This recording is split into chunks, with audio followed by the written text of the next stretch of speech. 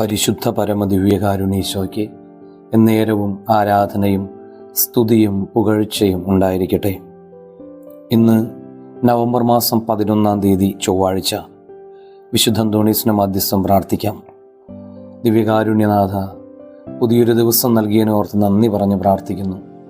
ഈ ദിവസം മുഴുവനും അങ്ങയുടെ കരങ്ങളിലായിരിക്കാൻ, സുരക്ഷിതരായിരിക്കാൻ കൃപ നൽകണമേ. യോഹന്നാൻ്റെ സുവിശേഷം 6-ാം അധ്യായം 53-ാം വചനം ധ്യാനിക്കാം.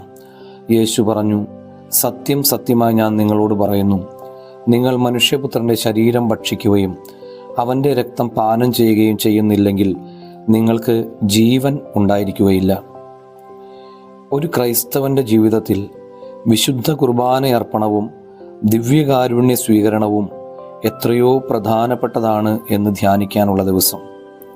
ഈശോയെ ഏറ്റവും കൂടുതൽ സങ്കടപ്പെടുത്തുന്നത് വിശുദ്ധ കുർബാനയോടുള്ള നമ്മുടെ അനാദരവാണ്.